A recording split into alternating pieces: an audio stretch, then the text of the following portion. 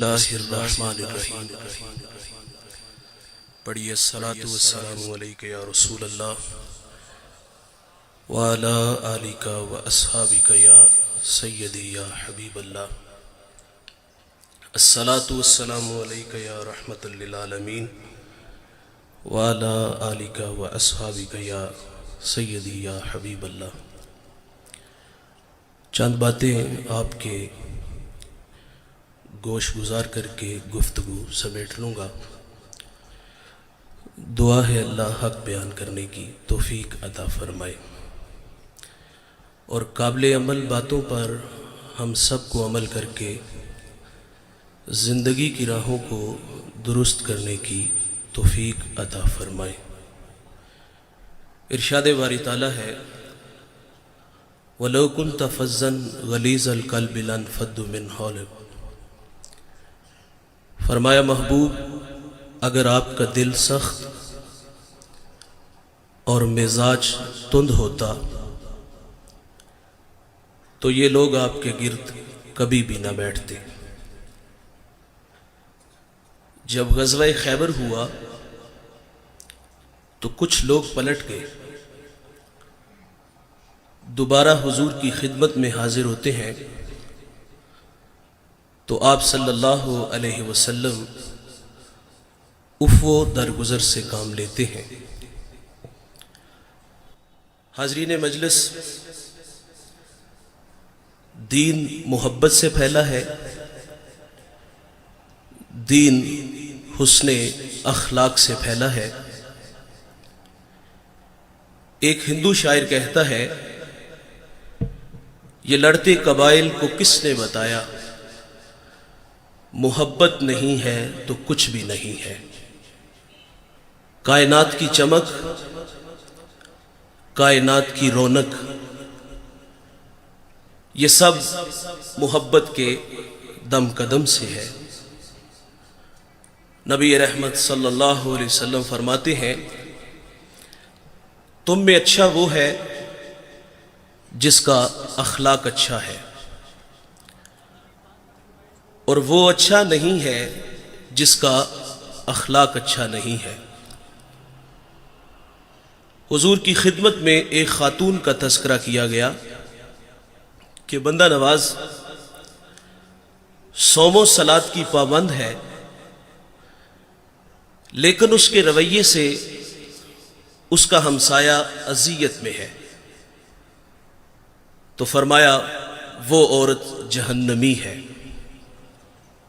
آقا فرماتے ہیں گھر خریدنے سے پہلے ہمسایہ اور سفر کرنے سے پہلے ہم سفر دیکھ لیا کرو۔ اور حضرت علی رضی اللہ تعالیٰ عنہ کا قول ہے، آپ فرماتے ہیں 5 چیزیں سعادت مندی کی نشانیاں ہیں، بیوی موافق ہو، بھائی متقی ہو، بیٹے نیک ہوں، اور ان میں ایک فرمایا کہ اس کے پڑوسی اچھے ہوں، اور 5واں فرمایا کہ اس کا رزق اس کے اپنے شہر میں ہو۔ ہمسایہ دیوار کا ہے یا سرحد کا؟ اگر ہمسائے اچھے میسر نہ آئے تو زندگی عذاب ہو جاتی ہے، اور اگر کسی کو اچھے ہمسائے مل جائیں تو یہ بہت بڑی دولت ہے۔ ابو حمزہ ایک بہت بڑے محدث گزرے ہیں، اور ان کے بارے میں مشہور تھا، لوگ کہتے تھے کہ یہ نشہ بیچتے ہیں۔ وہ کوئی منشیات کا کام نہیں کرتے تھے، بلکہ جب وہ حدیث رسول بیان کرتے تو لوگوں پہ نشہ طاری ہو جاتا تھا۔ ابو حمزہ کا ہمسایہ اس کو بامر مجبوری مکان فروخت کرنا پڑا، اور اس نے باہر لکھ کے لگا دیا مکان برائے فروخت، اور نیچے اس کی قیمت بھی لکھ دی 2000 میرے مکان کی قیمت ہے، اور مزید لکھا کہ 2000 ابو حمزہ کی ہمسائیگی کا بھی لوں گا۔ تو لوگوں کی ایک لمبی لائن لگ گئی تھی 4000 دینار دینے کے لیے، اور جب ابو حمزہ کو پتہ چلا کہ میرا ہمسایہ مکان بیچ کر کے یہاں سے جا رہا ہے تو آپ نے خادم کو 4000 دینار دیے اور فرمایا جلدی جاؤ اور یہ میرے ہمسائے کو دے آؤ اور اسے کہنا کہ یہ تو ویسے ہی رکھ لے لیکن مجھے چھوڑ کے نہ جانا۔ اچھا ہمسایہ بہت بڑی دولت ہے۔ حضور کی خدمت میں خاتون کا تذکرہ ہے، نمازیں بھی پڑھتی ہے، روزے بھی رکھتی ہے، لیکن زبان کا زہر کوبرا سانپ سے بھی زیادہ زہریلا ہے، تو فرمایا جہنمی ہے۔ اسی طرح ایک اور عورت کا تذکرہ ہوا، معمول کی نمازیں ہیں، معمول کے روزے ہیں، لیکن اس کے رویے سے اس کا ہمسایہ خوش ہے، تو میرے نبی فرماتے ہیں وہ عورت جنتی ہے۔ جنت کا معیار کیا ہے؟ میٹھے بول، اچھے اخلاق۔ امام منذری الترغیب والترہیب میں ایک روایت لائے ہیں، یہ 6 صدی کے محدث ہیں، حدیث کی معتبر کتاب ہے۔ حضور کی خدمت میں ایک جوان حاضر ہوا جس کا نام نامی اسم گرامی جابر بن سلیم تھا۔ حضور سے پہلی ملاقات تھی اور اللہ نے اپنے محبوب کو یہ کمال بخشا تھا کہ آپ پہلی ہی ملاقات میں اپنا بنا لیتے تھے۔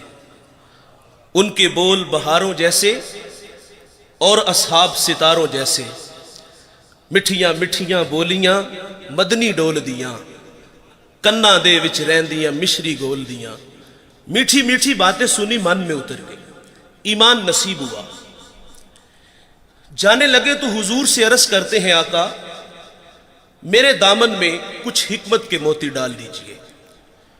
جو ابھی ابھی ایمان لایا ہے اس کو حضور نبی رحمت صلی اللہ علیہ وسلم نے پہلی نصیحت کیا فرمائی؟ نماز پڑھا کرو، روزے رکھو، حج کے لیے نکلو، مال کے نصاب ہو تو زکوٰۃ دو۔ جو ابھی ابھی ایمان لایا ہے اس کو سب سے پہلی نصیحت یہ ارشاد فرمائی، لا تسبن احدا، فرمایا جابر کسی کو گالی نہ دینا، اس کو اخلاق سکھائے۔ اور آپ فرماتے پھر میں نے ساری زندگی کسی جانور کو بھی گالی نہیں دی۔ ہمارے بچے بولنا سیکھتے ہیں تو گالیاں سیکھتے ہیں۔ ہمارے گھر کا ماحول ایسا ہے، والد بچوں کو گالیاں دیتا ہے اور وہ بچپن میں سیکھی گالیاں کل بڑے ہو کر وہ والد کو بھی گالی دیتا ہے۔ فرمایا کسی کو گالی نہ دینا، اور میرے نبی کا فرمان ہے مرغے کو گالی نہ دو۔ کیوں؟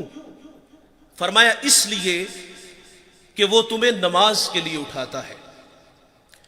یہاں رک کر کے ایک جملہ عرض کروں گا، فرمایا مرغے کو گالی نہ دو، وہ تمہیں نماز کے لیے اٹھاتا ہے۔ آج لوگ علماء کو گالیاں دیتے ہیں جو لوگوں کو دین سکھاتے ہیں، جنہیں استنجا کرنے کا بھی پتہ نہیں نہ ہوتا، جو منہ میں آتا ہے وہ کہہ دیتا ہے۔ فرمایا پسو کو بھی گالی نہ دو۔ تعلیم تو یہ ہے کہ کسی پر لعنت بھی نہ کرو۔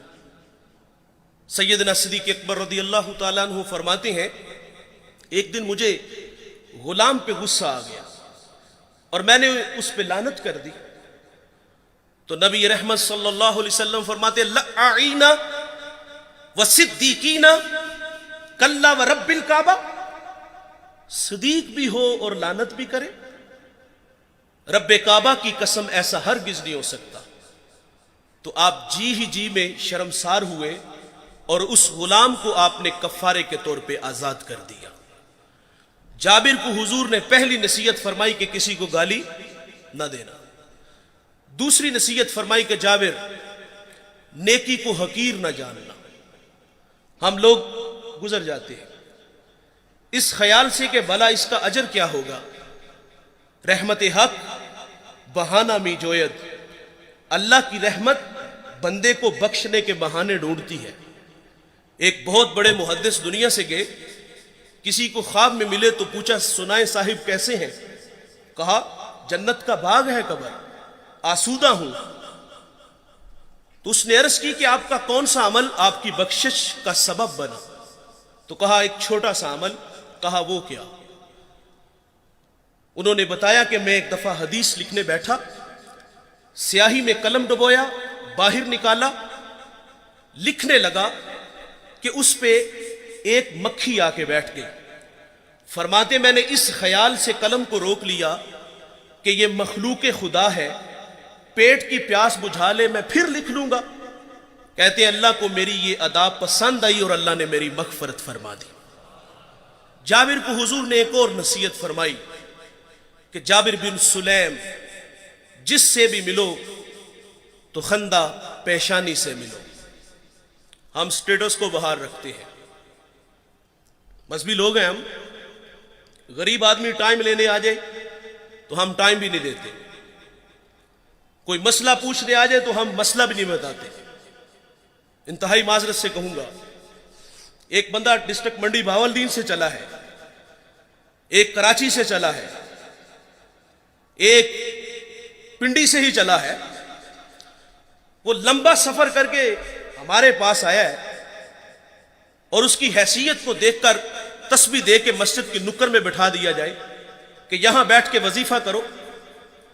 دیکھیے ہم جب کسی کے ہاتھوں میں ہاتھ دیتے ہیں تو وظائف کی کوئی کمی نہیں ہوتی. 1.25 لاکھ مرتبہ پہلا کلمہ پڑھنا ہے, درود پڑھنا ہے, استغفار پڑھنا ہے. ایک وظیفہ ختم ہوتا ہے تو دوسرا ملتا ہے. وظائف کی تو کمی نہیں. وہ تو کوئی کندھا تلاش کرنے آیا تھا کہ جہاں سر رکھ کے وہ روئے. وہ من کا کوئی دکھڑا کہنے آیا تھا, لیکن اس کو نظر انداز کیوں کیا گیا کہ اس کے پاس صرف آنے جانے کا کرایہ ہے. وہ واصف علی واصف کہتے ہیں تسلیم کے بعد تحقیق گمراہی ہوتی ہے.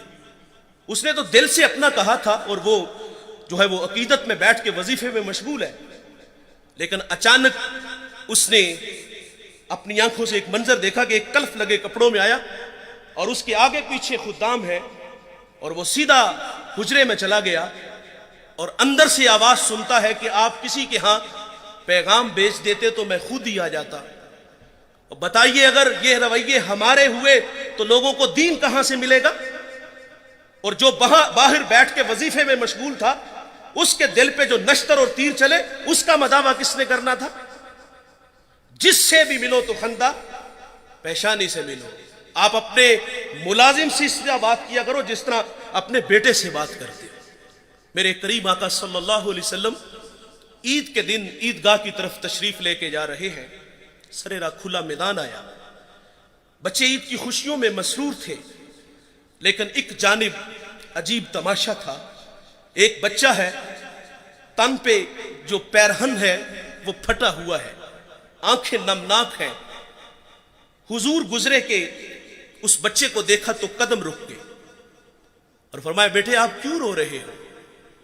شاید کہ وہ حضور کو پہچان نہ سکا. عرض کرتا ہے کہ فلاں غزوے میں میرے والد حضور کے ساتھ تھے کہ شہید ہو گئے. میں یتیم ہو گیا, ماں بیوہ ہو گئی, ماں نے دوسرا نکاح کر لیا, ستیلے باپ نے میرے مال پہ قبضہ کر لیا اور مجھے دھکے دے کے گھر سے نکال دیا. تو آقا فرماتے ہیں بیٹے کیا تو اس بات پہ راضی نہیں کہ محمد تیرے باپ لگے, عائشہ تیری ماں لگے, فاطمہ تیری بہن لگے, علی تیرے چچا لگے اور حسن و حسین تیرے بھائی لگے. وہ بچہ کہتا ہے اگر یہ سارے رشتے میرے ہیں تو مجھے اور چاہیے بھی کیا. حضور عیدگاہ نہیں گئے, اس بیٹے کو لیا, گھر تشریف لے آئے, اس کو کھانا دیا, لباس دیا, پھر انگلی تھامی اور عیدگاہ کی طرف تشریف لائے. سریرا جب کھلا میدان آیا نا تو وہی بچے جو عید کی خوشیوں میں مسرور تھے اور اس کے تن پر قیمتی لباس دیکھا اور اب نبی رحمت صلی اللہ علیہ وسلم کی انگلی تھام کے عیدگاہ کی طرف جا رہا تھا تو پھٹی نگاہوں سے دیکھ کے کسی نے کہہ دیا بھائی جان ابھی تو رو رہے تھے. اب فخر سے کہتا ہے میں بھوکا تھا مجھے کھانا ملا, میں ننگا تھا مجھے لباس ملا, میں یتیم تھا مجھے ابو جی محمد ملے، عائشہ ماں ملی، فاطمہ بہن ملی، علی چچا ملے، حسن و حسین بھائی ملے۔ وہ کہتا ہے اب بھی میں رہوں، جس سے بھی ملو تو خندہ پیشانی سے۔ امام راضی ایک یتیم کا تذکرہ کرتے ہیں، جب اس کا والد دنیا سے چلا گیا تو ماں کے تن پہ جو قمیض تھی وہ جگہ جگہ سے پھٹی ہوئی تھی۔ ماں سے کہتا ہے ماں اگر رخصت دو تو چچا سے آپ کے لیے قمیض نہ لے آؤں۔ ماں نے کہا بیٹے تو عرب کی روایت سے واقف نہیں، تیرا چچا تجھے قمیض نہیں دے گا، دھکے دے گا۔ بچپنے کی معصومیت تھی کہ محبت میں ماں سے الجھ بیٹھا۔ کہتا ہے ماں کیوں نہیں دے گا، میرے والد کا بھائی ہے، بہت سارے حق بنتے ہیں۔ جب ضد بڑی تو ماں نے اجازت دے دی۔ یہ بچہ چچا کے دروازے پہ آیا، دستک دی، چچا کے بیٹے باہر آئے اور یہ ان سے باتیں کرنے لگا۔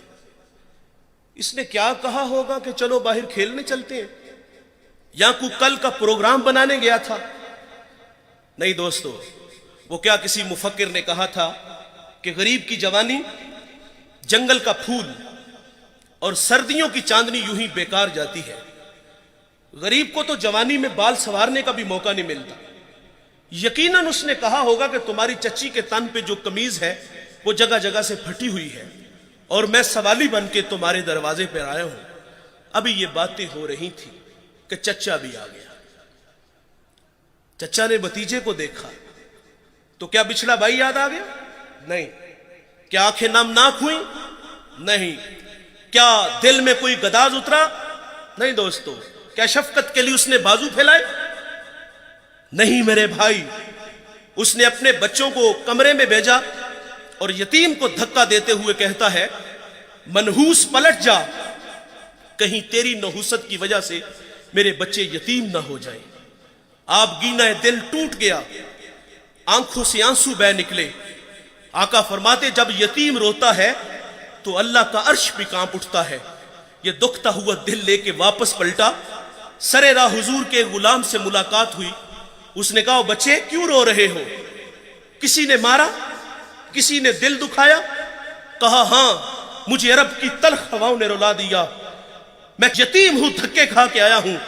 تو کہا بیٹے گھبرا نہیں، اس دنیا میں وہ آ گیا ہے جو دکھیوں کے دکھ بانٹتا ہے، جو بے سہاروں کو سہارا دیتا ہے، وہ نبیوں میں رحمت لقب پانے والا، مرادیں غریبوں کی بھر لانے والا، وہ اپنے پراؤں کا غم کھانے والا، مصیبت میں غیروں کے کام آنے والا۔ کہا میرے نبی محمد دنیا میں جلوہ گر ہو چکے ہیں، اس وقت حرم میں بیٹھے ہیں، جاؤ جو مانگو گے وہ عطا کریں گے۔ یہ بچہ گھر آیا، ماں نے کہا بیٹے تجھے منع کیا تھا۔ کہا ماں تو نے سچ کہا، لیکن ماں عرب کا معاشرہ ابھی اتنا بھی بے رحم نہیں ہوا۔ سنا ہے ماں ایک ایسا ہے جو جھڑکتا نہیں، ایک ایسا ہے جو جھولی بھرتا ہے۔ ماں کہتی بیٹے وہ کون ہے؟ اس نے کہا زمانہ اس کو محمد صلی اللہ علیہ وسلم کے نام سے جانتا ہے۔ جب حضور کا نام سنا تو ماں چونک سی جاتی ہے۔ کہا بیٹے نہیں جانے دوں گی۔ کہا ماں کیوں نہیں جانے دو گی؟ تو والدہ کہتی سنا ہے جو اس سے ملتا ہے وہ اپنی باتیں بھول جاتا ہے اور اس کے دین دھرم کو قبول کرتا ہے۔ اس نے کہا ماں میں نے قمیض لینی ہے، دے دیں گے ٹھیک، نہیں تو لوٹ آؤں گا۔ یہ بچہ حضور کی خدمت میں حاضر ہوا۔ اس پہ کچھ تقاضے بنتے تھے، مانگنے کے کچھ آداب ہوتے ہیں نا۔ سائل ہمارے دروازوں پر بھی آتے ہیں اور کیا کچھ نہیں ہمیں کہتے، سیٹھ صاحب، شیخ صاحب، مولانا صاحب، کاروبار کے لیے دعائیں، بچوں کو دعائیں، پھر مٹھی آٹا یا 2 آنے ملتے ہیں۔ اس بچے پہ تقاضا بنتا تھا، پہلے یتیمی کا داغ دکھاتا، پھر اپنوں کے رویے بتاتا، پھر سرے راہ ملنے والے حضور کے غلام کی کہانی چھیڑتا کہ میں نے سنا ہے آپ کے بارے میں آپ بڑے رحیم ہو، بڑے کریم ہو، مہربان ہو، جو مانگو عطا کرتے ہو۔ اتنا تو حق بنتا تھا، لیکن دوستو اس بچے نے کوئی ایسی بات نہیں کی۔ اس نے آگے کہا جناب والا میں نے آپ کے دین کو قبول نہیں کرنا، میں آپ سے ایک قمیض لینے آیا ہوں، میری ماں کے تن پہ جو قمیض ہے وہ جگہ جگہ سے پھٹی ہوئی ہے۔ حضور ناراض نہیں ہوتے، कमीज के बटन खोलते हैं, उतारते हैं और उस यतीम को अता फरमा देते हैं। और फिर यूं बाजू फैला के फरमाया, आजो बेटे मैं मोहम्मद के सीने से लग जाऊं, जिससे भी मिलो तो खंदा पेशानी से मिलो। जाबिर बिन सुलैम रदी अल्लाह ताला अन्हु फरमाते हैं, हुजूर ने मुझे एक और नसीहत इरशाद फरमाई। जाबिर बिन सुलैम, किसी को शर्मिंदा न करना, यह भी अखलाक से गिरी हुई बात है और हम कदम कदम पे करते हैं। देखे भाई, इंसान की फितरत में भूल जाना है। कोई बंदा मरने से पहले आ जाए, हाथ जोड़ के कह दे कि या अल्लाह आज के बाद गुनाह नहीं करूंगा, यह उसका वादा है कि जो मेरी चौखट पे 2 आंसू ले आता है, मैं उसके गुनाह को लोहे महफूज से मिटा देता हूं। हम तो माइल बकरम है, कोई साइल ही नहीं, राह दिखलाएं किसे, कोई रह रवे मंजिल ही नहीं। जो गुनाह छोड़ देते हैं, आदत बारी ताला है, वो उनके गुनाहों को माफ कर देता है। बनी इसराइल में एक जवान था जिसका नाम किफल है। किफल किसी शरीफ आदमी का नाम नहीं, बहुत बड़ा बदमाश है। और उसकी बदमाशी क्या है, वो गरीबों की बेटियों को लूटता था। एक दफा उसने 60 दिनार में किसी मजबूर बेटी को खरीदा, खलवत में उसके पास गया, देखा तो वो रो रही थी। किफल समझता था कि मेरे पहलू में आने वाली हर बेटी बेगैरत होती है, लेकिन यहां बरसते आंसू देखे तो कदम रुक गए। सवाल करते कि क्यों रो रही हो? उसने कहा, किफल मैं शौक से नहीं आई, मुझे भूख तेरे तक खींच लाई है, मुझे गुर्बत तेरे तक खींच लाई है। यहां एक जुमला अर्ज करूंगा, जब मालदार लोग, जब सरमायादार लोग, जब वडेरे लोग गरीबों का हक नहीं ना देते, तो फिर गरीबों की बेटियां नीलाम हो जाती हैं।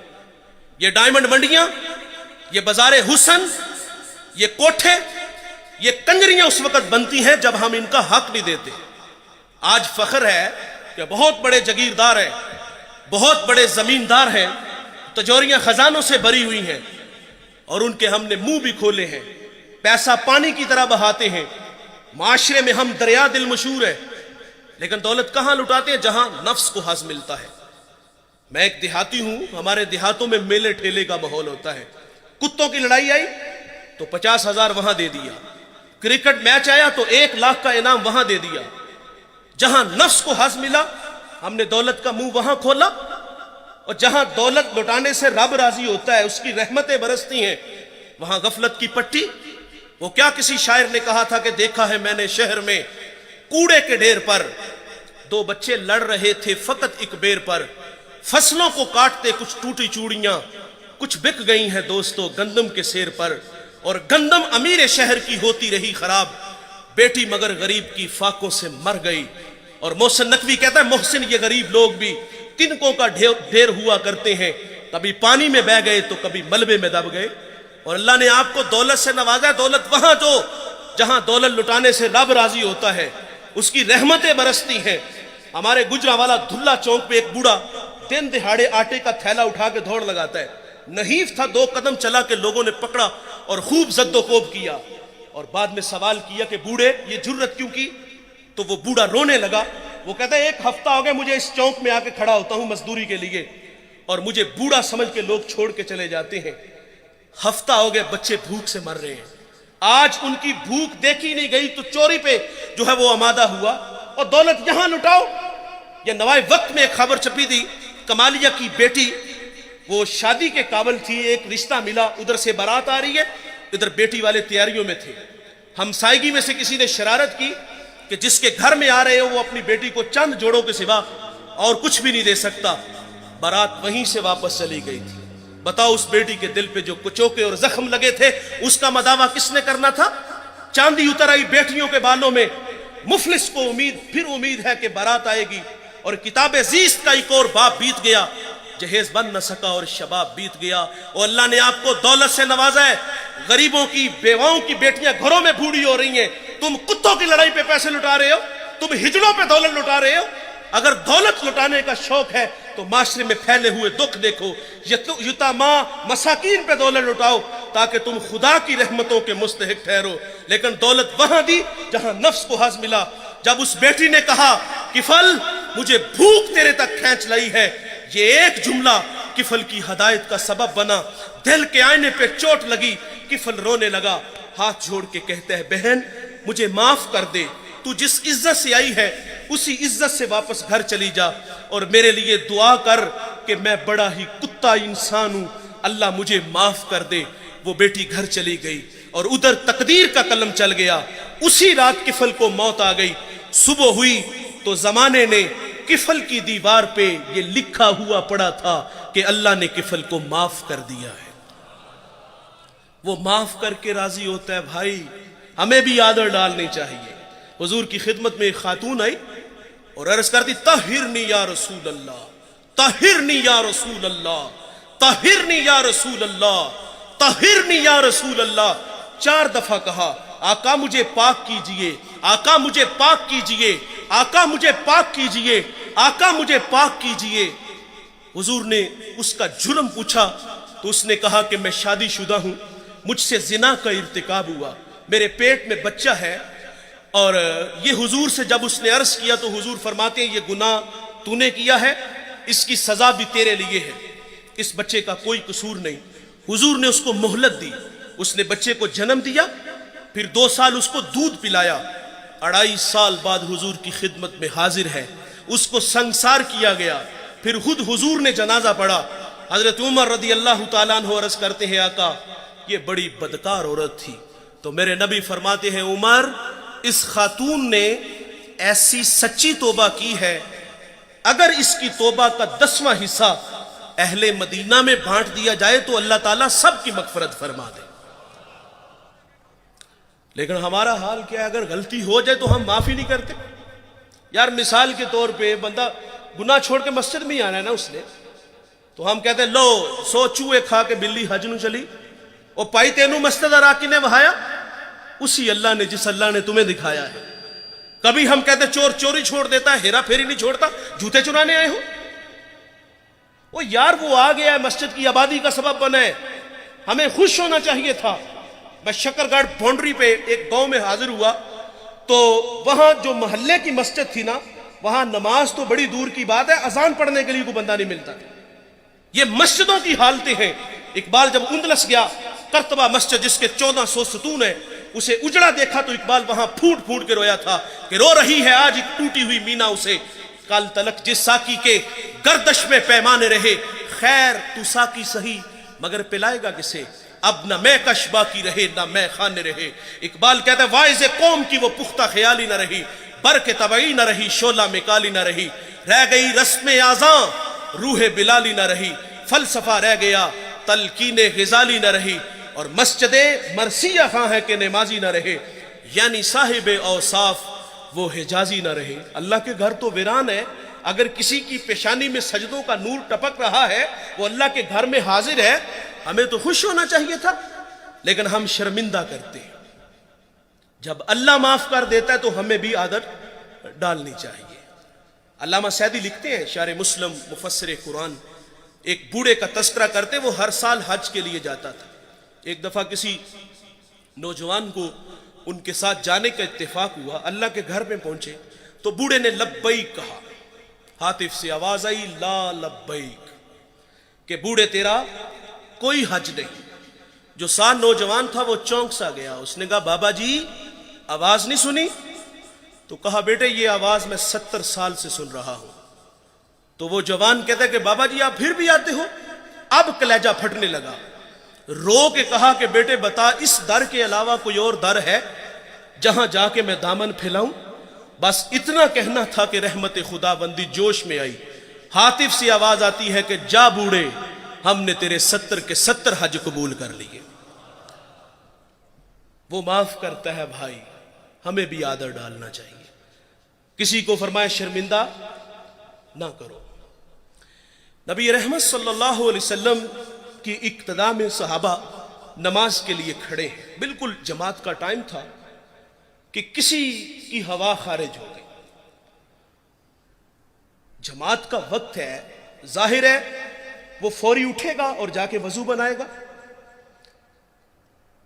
جو وہاں سے نکل کر وضو کے لیے جائے گا سبکی تو محسوس کرے گا نا, شرمندہ تو ہوگا نا.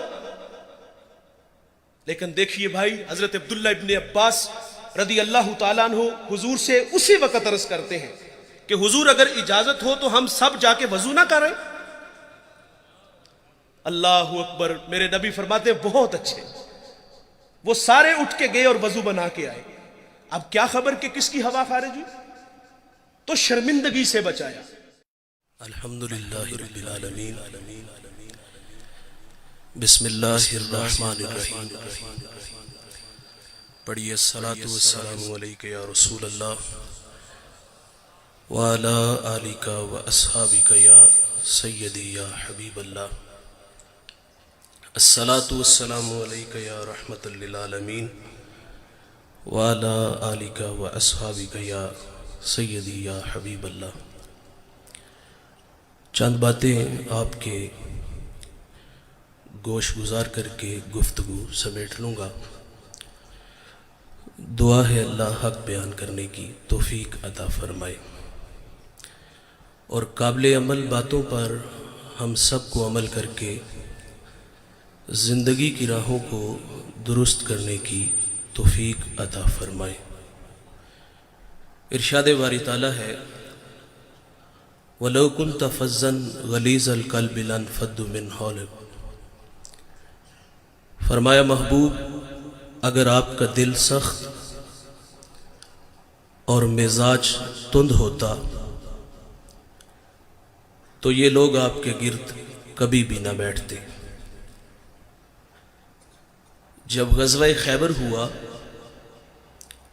تو کچھ لوگ پلٹ گئے, دوبارہ حضور کی خدمت میں حاضر ہوتے ہیں تو آپ صلی اللہ علیہ وسلم افو درگزر سے کام لیتے ہیں. حاضرین مجلس, دین محبت سے پھیلا ہے, دین حسن اخلاق سے پھیلا ہے. ایک ہندو شاعر کہتا ہے یہ لڑتے قبائل کو کس نے بتایا, محبت نہیں ہے تو کچھ بھی نہیں ہے. کائنات کی چمک, کائنات کی رونق, یہ سب محبت کے دم قدم سے ہے. نبی رحمت صلی اللہ علیہ وسلم فرماتے ہیں تم میں اچھا وہ ہے جس کا اخلاق اچھا ہے, اور وہ اچھا نہیں ہے جس کا اخلاق اچھا نہیں ہے. حضور کی خدمت میں ایک خاتون کا تذکرہ کیا گیا کہ بندہ نواز صوم و صلات کی پابند ہے, لیکن اس کے رویے سے اس کا ہمسایہ اذیت میں ہے. تو فرمایا وہ عورت جہنمی ہے. آقا فرماتے ہیں گھر خریدنے سے پہلے ہمسایہ اور سفر کرنے سے پہلے ہم سفر دیکھ لیا کرو. اور حضرت علی رضی اللہ تعالیٰ عنہ کا قول ہے, آپ فرماتے ہیں 5 چیزیں سعادت مندی کی نشانیاں ہیں. بیوی موافق ہو, بھائی متقی ہو, بیٹے نیک ہوں, اور ان میں ایک فرمایا کہ اس کے پڑوسی اچھے ہوں, اور 5واں فرمایا کہ اس کا رزق اس کے اپنے شہر میں ہو. ہمسایہ دیوار کا ہے یا سرحد کا؟ اگر ہمسائے اچھے میسر نہ آئے تو زندگی عذاب ہو جاتی ہے, اور اگر کسی کو اچھے ہمسائے مل جائیں تو یہ بہت بڑی دولت ہے. ابو حمزہ ایک بہت بڑے محدث گزرے ہیں, اور ان کے بارے میں مشہور تھا, لوگ کہتے تھے کہ یہ نشہ بیچتے ہیں.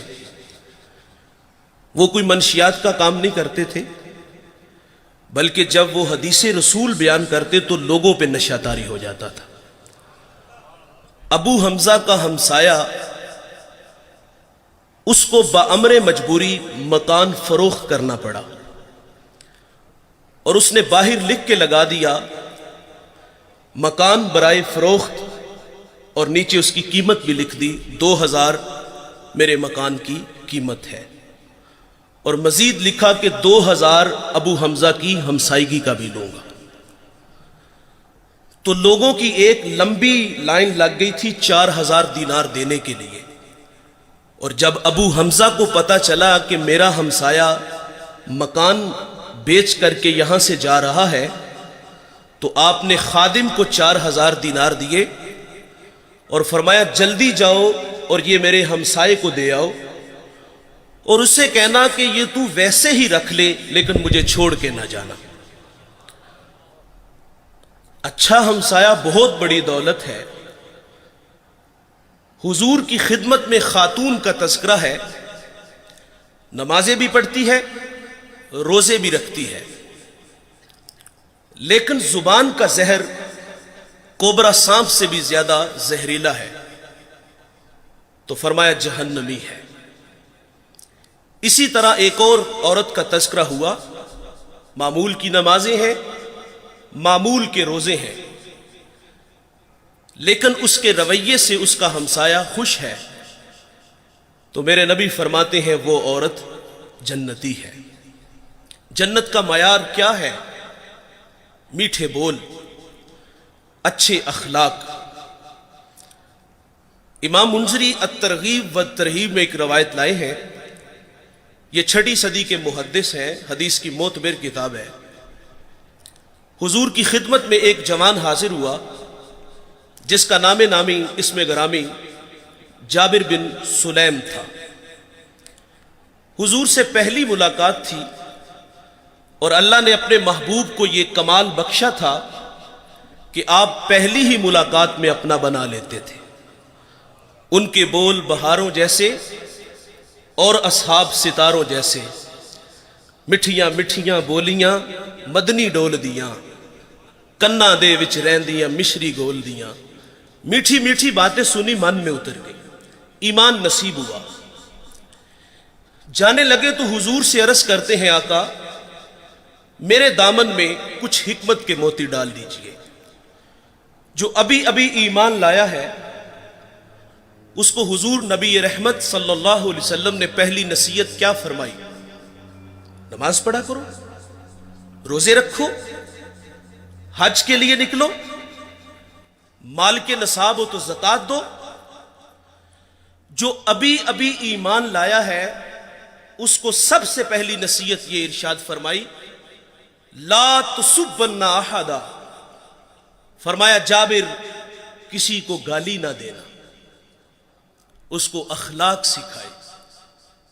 اور آپ فرماتے پھر میں نے ساری زندگی کسی جانور کو بھی گالی نہیں دی۔ ہمارے بچے بولنا سیکھتے ہیں تو گالیاں سیکھتے ہیں۔ ہمارے گھر کا ماحول ایسا ہے، والد بچوں کو گالیاں دیتا ہے، اور وہ بچپن میں سیکھی گالیاں کل بڑے ہو کر وہ والد کو بھی گالی دیتا ہے۔ فرمایا کسی کو گالی نہ دینا، اور میرے نبی کا فرمان ہے مرغے کو گالی نہ دو۔ کیوں؟ فرمایا اس لیے کہ وہ تمہیں نماز کے لیے اٹھاتا ہے۔ یہاں رک کر کے ایک جملہ عرض کروں گا، فرمایا مرغے کو گالی نہ دو، وہ تمہیں نماز کے لیے اٹھاتا ہے۔ آج لوگ علماء کو گالیاں دیتے ہیں، جو لوگوں کو دین سکھاتے ہیں، جنہیں استنجا کرنے کا بھی پتہ نہیں نہ ہوتا، جو منہ میں آتا ہے وہ کہہ دیتا ہے۔ فرمایا پسو کو بھی گالی نہ دو۔ تعلیم تو یہ ہے کہ کسی پر لعنت بھی نہ کرو۔ سیدنا صدیق اکبر رضی اللہ تعالیٰ عنہ فرماتے ہیں ایک دن مجھے غلام پہ غصہ آ گیا اور میں نے اس پہ لعنت کر دی، تو نبی رحمت صلی اللہ علیہ وسلم فرماتے لعینا وصدیقینا کلا ورب الکعبہ، صدیق بھی ہو اور لعنت بھی کرے، رب کعبہ کی قسم ایسا ہرگز نہیں ہو سکتا۔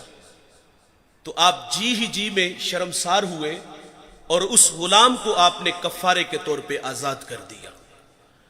جابر کو حضور نے پہلی نصیحت فرمائی کہ کسی کو گالی نہ دینا۔ دوسری نصیحت فرمائی کہ جابر نیکی کو حقیر نہ جاننا۔ ہم لوگ گزر جاتے ہیں اس خیال سے کہ بھلا اس کا اجر کیا ہوگا۔ رحمت حق بہانہ می جوید، اللہ کی رحمت بندے کو بخشنے کے بہانے ڈھونڈتی ہے۔ ایک بہت بڑے محدث دنیا سے گئے، کسی کو خواب میں ملے تو پوچھا سنائے صاحب کیسے ہیں؟ کہا جنت کا باغ ہے قبر، آسودہ ہوں۔ تو اس نے عرض کی کہ آپ کا کون سا عمل آپ کی بخشش کا سبب بنا؟ تو کہا ایک چھوٹا سا عمل۔ کہا وہ کیا؟ انہوں نے بتایا کہ میں ایک دفعہ حدیث لکھنے بیٹھا، سیاہی میں قلم ڈبویا، باہر نکالا، لکھنے لگا کہ اس پہ ایک مکھی آ کے بیٹھ گئی۔ فرماتے میں نے اس خیال سے قلم کو روک لیا کہ یہ مخلوق خدا ہے، پیٹ کی پیاس بجھا لے میں پھر لکھ لوں گا۔ کہتے ہیں اللہ کو میری یہ ادا پسند آئی اور اللہ نے میری مغفرت فرما دی۔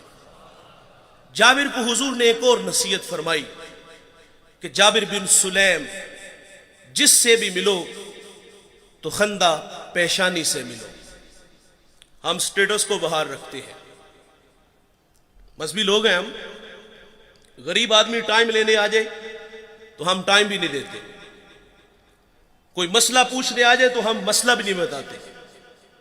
انتہائی معذرت سے کہوں گا، ایک بندہ ڈسٹرکٹ منڈی بہاولدین سے چلا ہے، ایک کراچی سے چلا ہے، ایک پنڈی سے ہی چلا ہے، وہ لمبا سفر کر کے ہمارے پاس آیا ہے اور اس کی حیثیت کو دیکھ کر تسبیح دے کے مسجد کی نکر میں بٹھا دیا جائے کہ یہاں بیٹھ کے وظیفہ کرو۔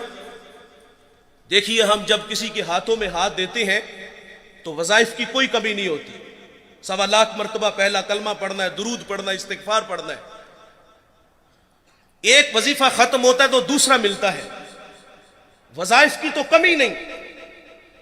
وہ تو کوئی کندھا تلاش کرنے آیا تھا کہ جہاں سر رکھ کے وہ روئے، وہ من کا کوئی دکھڑا کہنے آیا تھا، لیکن اس کو نظر انداز کیوں کیا گیا کہ اس کے پاس صرف آنے جانے کا کرایہ ہے۔ وہ واصف علی واصف کہتے ہیں تسلیم کے بعد تحقیق گمراہی ہوتی ہے۔ اس نے تو دل سے اپنا کہا تھا اور وہ جو ہے وہ عقیدت میں بیٹھ کے وظیفے میں مشغول ہے، لیکن اچانک اس نے اپنی آنکھوں سے ایک منظر دیکھا کہ ایک کلف لگے کپڑوں میں آیا اور اس کے آگے پیچھے خدام ہے، اور وہ سیدھا حجرے میں چلا گیا اور اندر سے آواز سنتا ہے کہ آپ کسی کے ہاں پیغام بیچ دیتے تو میں خود ہی آ جاتا۔ بتائیے اگر یہ رویے ہمارے ہوئے تو لوگوں کو دین کہاں سے ملے گا؟ اور جو باہر بیٹھ کے وظیفے میں مشغول تھا، اس کے دل پہ جو نشتر اور تیر چلے اس کا مداوع کس نے کرنا تھا؟ جس سے بھی ملو تو خندہ پیشانی سے ملو۔ آپ اپنے ملازم سے اس طرح بات کیا کرو جس طرح اپنے بیٹے سے بات کرتے ہو۔ میرے کریم آقا صلی اللہ علیہ وسلم عید کے دن عیدگاہ کی طرف تشریف لے کے جا رہے ہیں، سریرا کھلا میدان آیا، بچے عید کی خوشیوں میں مسرور تھے، لیکن ایک جانب عجیب تماشا تھا۔ ایک بچہ ہے، تن پہ جو پیرہن ہے وہ پھٹا ہوا ہے، آنکھیں نمناک ہیں۔ حضور گزرے کہ اس بچے کو دیکھا تو قدم رک گئے اور فرمایا بیٹے آپ کیوں رو رہے ہو؟ شاید کہ وہ حضور کو پہچان نہ سکا۔ عرض کرتا ہے کہ فلاں غزوے میں میرے والد حضور کے ساتھ تھے کہ شہید ہو گئے، میں یتیم ہو گیا، ماں بیوہ ہو گئی، ماں نے دوسرا نکاح کر لیا، ستیلے باپ نے میرے مال پہ قبضہ کر لیا اور مجھے دھکے دے کے گھر سے نکال دیا۔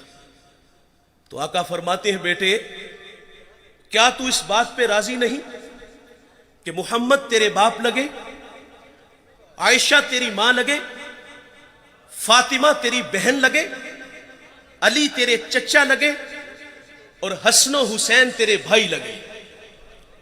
وہ بچہ کہتا ہے اگر یہ سارے رشتے میرے ہیں تو مجھے اور چاہیے بھی کیا؟ حضور عیدگاہ نہیں گئے، اس بیٹے کو لیا، گھر تشریف لے آئی، اس کو کھانا دیا، لباس دیا، پھر انگلی تھامی اور عیدگاہ کی طرف تشریف لائے۔ سرے راہ جب کھلا میدان آیا نا، تو وہی بچے جو عید کی خوشیوں میں مسرور تھے اور اس کے تن پر قیمتی لباس دیکھا، اور اب نبی رحمت صلی اللہ علیہ وسلم کی انگلی تھام کے عیدگاہ کی طرف جا رہا تھا، تو پھٹی نگاہوں سے دیکھ کے کسی نے کہہ دیا، بھائی جان ابھی تو رو رہے تھے۔ اب فخر سے کہتا ہے، میں بھوکا تھا مجھے کھانا ملا، میں ننگا تھا مجھے لباس ملا، میں یتیم تھا مجھے ابو جی محمد ملے، عائشہ ماں ملی، فاطمہ بہن ملی، علی چچا ملے، حسن و حسین بھائی ملے۔ وہ کہتا ہے اب بھی میں رہوں، جس سے بھی ملو تو خندہ پیشانی سے۔ امام راضی ایک یتیم کا تذکرہ کرتے ہیں، جب اس کا والد دنیا سے چلا گیا تو ماں کے تن پہ جو قمیض تھی وہ جگہ جگہ سے پھٹی ہوئی تھی۔ ماں سے کہتا ہے، ماں اگر رخصت دو تو چچا سے آپ کے لیے قمیض نہ لے آؤں۔ ماں نے کہا، بیٹے تو عرب کی روایت سے واقف نہیں، تیرا چچا تجھے قمیض نہیں دے گا، دھکے دے گا۔ بچپنے کی معصومیت تھی کہ محبت میں ماں سے الجھ بیٹھا۔ کہتا ہے، ماں کیوں نہیں دے گا، میرے والد کا بھائی ہے، بہت سارے حق بنتے ہیں۔ جب ضد بڑی تو ماں نے اجازت دے دی۔ یہ بچہ چچا کے دروازے پہ آیا، دستک دی، چچا کے بیٹے باہر آئے اور یہ ان سے باتیں کرنے لگا۔ اس نے کیا کہا ہوگا کہ چلو باہر کھیلنے چلتے ہیں، یا کوئی کل کا پروگرام بنانے گیا تھا؟ نہیں دوستو، وہ کیا کسی مفکر نے کہا تھا کہ غریب کی جوانی جنگل کا پھول اور سردیوں کی چاندنی یوں ہی بیکار جاتی ہے۔ غریب کو تو جوانی میں بال سنوارنے کا بھی موقع نہیں ملتا۔ یقیناً اس نے کہا ہوگا کہ تمہاری چچی کے تن پہ جو قمیض ہے وہ جگہ جگہ سے پھٹی ہوئی ہے، اور میں سوالی بن کے تمہارے دروازے پر آیا ہوں۔ ابھی یہ باتیں ہو رہی تھی کہ چچا بھی آ گیا۔ چچا نے بھتیجے کو دیکھا تو کیا بچھڑا بھائی یاد آ گیا؟ نہیں۔ کیا آنکھیں نمناک ہوئیں؟ نہیں۔ کیا دل میں کوئی گداز اترا؟ نہیں دوستو۔ کیا شفقت کے لیے اس نے بازو پھیلائے؟ نہیں میرے بھائی۔ اس نے اپنے بچوں کو کمرے میں بھیجا اور یتیم کو دھکا دیتے ہوئے کہتا ہے، منحوس پلٹ جا، کہیں تیری نحوست کی وجہ سے میرے بچے یتیم نہ ہو جائیں۔ آپ گینا دل ٹوٹ گیا، آنکھوں سے آنسو بہہ نکلے۔ آقا فرماتے، جب یتیم روتا ہے تو اللہ کا عرش بھی کانپ اٹھتا ہے۔ یہ دکھتا ہوا دل لے کے واپس پلٹا۔ سرے راہ حضور کے غلام سے ملاقات ہوئی۔ اس نے کہا، بچے کیوں رو رہے ہو؟ کسی نے مارا؟ کسی نے دل دکھایا؟ کہا، ہاں مجھے عرب کی تلخ ہواؤں نے رلا دیا، میں یتیم ہوں، دھکے کھا کے آیا ہوں۔ تو کہا، بیٹے گھبرا نہیں، اس دنیا میں وہ آ گیا ہے جو دکھیوں کے دکھ بانٹتا ہے، جو بے سہاروں کو سہارا دیتا ہے۔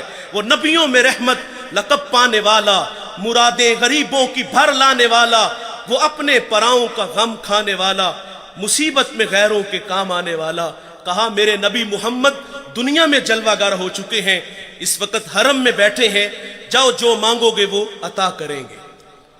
یہ بچہ گھر آیا، ماں نے کہا، بیٹے تجھے منع کیا تھا۔ کہا، ماں تو نے سچ کہا، لیکن ماں عرب کا معاشرہ ابھی اتنا بھی بے رحم نہیں ہوا۔ سنا ہے ماں، ایک ایسا ہے جو جھڑکتا نہیں، ایک ایسا ہے جو جھولی بھرتا ہے۔ ماں کہتی، بیٹے وہ کون ہے؟ اس نے کہا، زمانہ اس کو محمد صلی اللہ علیہ وسلم کے نام سے جانتا ہے۔ جب حضور کا نام سنا تو ماں چونک سی جاتی ہے۔ کہا، بیٹے نہیں جانے دوں گی۔ کہا، ماں کیوں نہیں جانے دو گی؟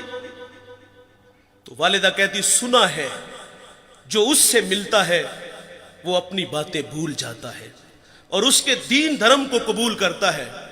اس نے کہا، ماں میں نے قمیض لینی ہے، دے دیں گے ٹھیک، نہیں تو لوٹ آؤں گا۔ یہ بچہ حضور کی خدمت میں حاضر ہوا۔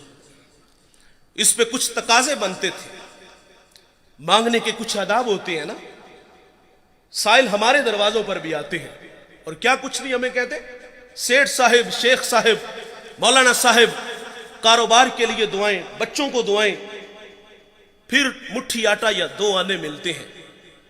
اس بچے پہ تقاضا بنتا تھا، پہلے یتیمی کا داغ دکھاتا، پھر اپنوں کے رویے بتاتا، پھر سرے راہ ملنے والے حضور کے غلام کی کہانی چھیڑتا کہ میں نے سنا ہے آپ کے بارے میں، آپ بڑے رحیم ہو، بڑے کریم ہو، مہربان ہو، جو مانگو عطا کرتے ہو۔ اتنا تو حق بنتا تھا، لیکن دوستو اس بچے نے کوئی ایسی بات نہیں کی۔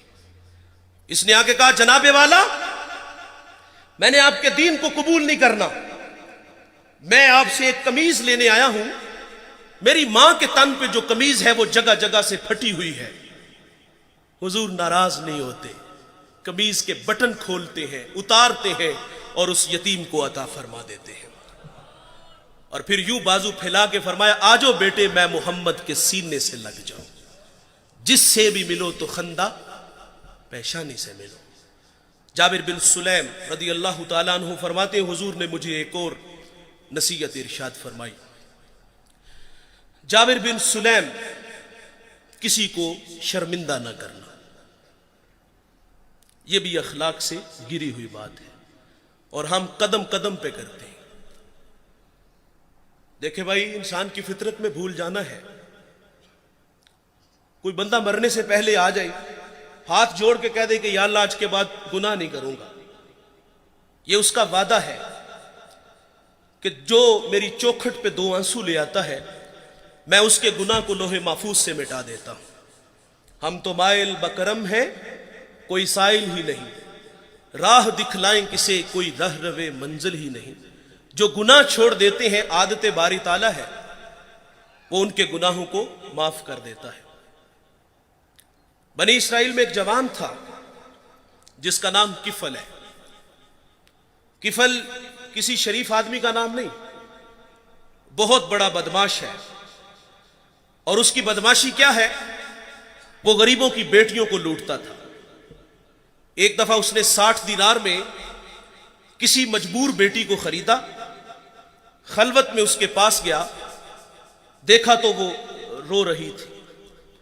کفل سمجھتا تھا کہ میرے پہلو میں آنے والی ہر بیٹی بے غیرت ہوتی ہے، لیکن یہاں برستے آنسو دیکھے تو قدم رک گئے۔ سوال کرتے کہ کیوں رو رہی ہو؟ اس نے کہا کفل میں شوق سے نہیں آئی، مجھے بھوک تیرے تک کھینچ لائی ہے، مجھے غربت تیرے تک کھینچ لائی ہے۔ یہاں ایک جملہ عرض کروں گا، جب مالدار لوگ، جب سرمایہ دار لوگ، جب وڈیرے لوگ غریبوں کا حق نہیں نہ دیتے تو پھر غریبوں کی بیٹیاں نیلام ہو جاتی ہیں۔ یہ ڈائمنڈ منڈیاں، یہ بازار حسن، یہ کوٹھے، یہ کنجریاں اس وقت بنتی ہیں جب ہم ان کا حق نہیں دیتے۔ آج فخر ہے کہ بہت بڑے جگیردار ہیں، بہت بڑے زمیندار ہیں، تجوریاں خزانوں سے بھری ہوئی ہیں، اور ان کے ہم نے منہ بھی کھولے ہیں، پیسہ پانی کی طرح بہاتے ہیں، معاشرے میں ہم دریا دل مشہور ہیں، لیکن دولت کہاں لٹاتے ہیں؟ جہاں نفس کو حظ ملتا ہے۔ میں ایک دیہاتی ہوں، ہمارے دیہاتوں میں میلے ٹھیلے کا ماحول ہوتا ہے۔ کتوں کی لڑائی آئی تو 50,000 وہاں دے دیا، کرکٹ میچ آیا تو 1 لاکھ کا انعام وہاں دے دیا۔ جہاں نفس کو حظ ملا ہم نے دولت کا منہ وہاں کھولا، اور جہاں دولت لٹانے سے رب راضی ہوتا ہے، اس کی رحمتیں برستی ہیں، وہاں غفلت کی پٹی۔ وہ کیا کسی شاعر نے کہا تھا کہ دیکھا ہے میں نے شہر میں کوڑے کے ڈھیر پر 2 بچے لڑ رہے تھے فقط ایک بیر پر، فصلوں کو کاٹتے کچھ ٹوٹی چوڑیاں، کچھ بک گئی ہیں دوستو گندم کے سیر پر، اور گندم امیر شہر کی ہوتی رہی خراب، بیٹی مگر غریب کی فاقوں سے مر گئی۔ اور محسن نقوی کہتا ہے محسن یہ غریب لوگ بھی تنکوں کا ڈھیر ہوا کرتے ہیں، کبھی پانی میں بہ گئے تو کبھی ملبے میں دب گئے۔ اور اللہ نے آپ کو دولت سے نوازا ہے، دولت وہاں دو جہاں دولت لٹانے سے رب راضی ہوتا ہے، اس کی رحمتیں برستی ہیں۔ ہمارے گجرانوالہ دھلا چوک پہ ایک بوڑھا دن دہاڑے آٹے کا تھیلا اٹھا کے دوڑ لگاتا ہے، نحیف تھا، 2 قدم چلا کے لوگوں نے پکڑا اور خوب زد و کوب کیا، اور بعد میں سوال کیا کہ بوڑھے یہ جرت کیوں کی؟ تو وہ بوڑھا رونے لگا۔ وہ کہتا ہے 1 ہفتہ ہو گیا مجھے اس چوک میں آ کے کھڑا ہوتا ہوں مزدوری کے لیے، اور مجھے بوڑھا سمجھ کے لوگ چھوڑ کے چلے جاتے ہیں۔ ہفتہ ہو گیا بچے بھوک سے مر رہے ہیں، آج ان کی بھوک دیکھی نہیں گئی تو چوری پہ جو ہے وہ آمادہ ہوا، اور دولت یہاں لٹاؤ۔ یہ نوائے وقت میں ایک خبر چھپی تھی، کمالیہ کی بیٹی وہ شادی کے قابل تھی، ایک رشتہ ملا، ادھر سے بارات آ رہی ہے، ادھر بیٹی والے تیاریوں میں تھے۔ ہمسائیگی میں سے کسی نے شرارت کی کہ جس کے گھر میں آ رہے ہو وہ اپنی بیٹی کو چند جوڑوں کے سوا اور کچھ بھی نہیں دے سکتا۔ بارات وہیں سے واپس چلی گئی تھی۔ بتاؤ اس بیٹی کے دل پہ جو کچوکے اور زخم لگے تھے اس کا مداوع کس نے کرنا تھا؟ چاندی اتر آئی بیٹیوں کے بالوں میں۔ مفلس کو پھر امید ہے کہ بارات آئے گی، اور کتاب زیست کا ایک اور باب بیت گیا، جہیز بن نہ سکا اور شباب بیت گیا۔ اور اللہ نے آپ کو دولت سے نوازا ہے، غریبوں کی بیواؤں کی بیٹیاں گھروں میں بوڑھی ہو رہی ہیں، تم کتوں کی لڑائی پہ پیسے لٹا رہے ہو، تم ہجڑوں پہ دولت لٹا رہے ہو۔ اگر دولت لٹانے کا شوق ہے تو معاشرے میں پھیلے ہوئے دکھ دیکھو، یتاما مساکین پہ دولت لٹاؤ تاکہ تم خدا کی رحمتوں کے مستحق ٹھہرو۔